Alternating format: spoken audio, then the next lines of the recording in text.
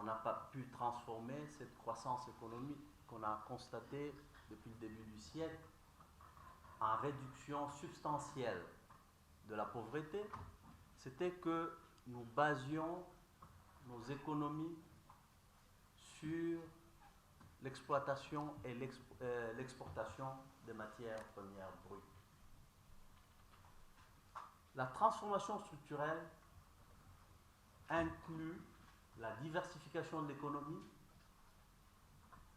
elle inclut l'augmentation de la productivité dans les différents secteurs au sein de l'économie et est principalement basée sur l'industrialisation. C'est-à-dire, nous devrons nous concentrer à faire passer les ressources humaines et les ressources financières des secteurs moins productifs, comme l'agriculture de base, vers la transformation primaire, certes la production, mais aussi la chaîne de valeur agricole jusqu'à l'agro-industrie. Et c'est de cette façon que nous allons créer la valeur ajoutée et pouvoir créer suffisamment d'emplois et investir dans le social. Le numérique, les technologies de l'information et de la communication et cette transformation structurelle vont de pair. Le numérique va venir accélérer cette industrialisation dont nous parlons. Ce ne sont pas deux choses qui sont complètement différentes.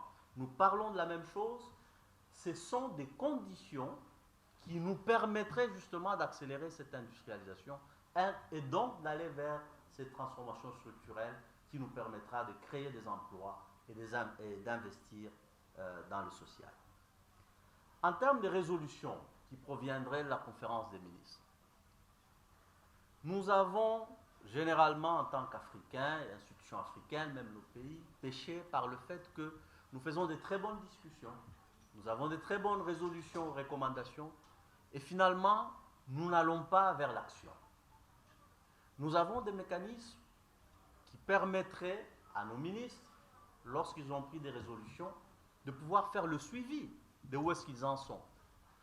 À la Commission économique pour l'Afrique, par exemple, nous avons ce qu'on appelle les services consultatifs. Lorsque nos États vont, en termes de résolution, dire qu'ils veulent absolument aller vers l'industrialisation, nous sommes disponibles à la CEA de pouvoir accompagner ces États à travers nos services consultatifs pour développer des stratégies et des plans qui vont dans le sens de l'industrialisation. Voilà notre façon à nous de transposer ces résolutions en termes de mise en œuvre. Mais cela se fait, je le répète encore, au niveau de pays. Nous pouvons générer la connaissance qu'il faut. Nous pouvons avoir la possibilité d'échange d'expériences entre les différents pays. Mais si les pays ne prennent pas les devants pour mettre en œuvre l'ensemble des résolutions, voilà notre limite. Mais nous sommes disposés justement à accompagner les pays pour le faire.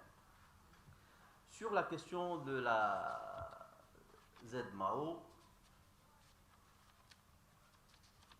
nous avons actuellement le franc CFA. Nous avons l'UEMOA. Pensez-vous que pour avoir le franc CFA, nous avons attendu d'avoir des critères de convergence qui nous permettent d'être ensemble pour décider d'avoir le franc CFA? Ça n'a pas été le cas. Donc ce n'est pas une question technique. Ce n'est pas un préalable. C'est souhaitable si ça arrive, mais ce n'est pas un préalable pour avoir une monnaie unique dans la zone CEDEAO. C'est des questions purement politiques, de volonté politique pour pouvoir y aller. Merci.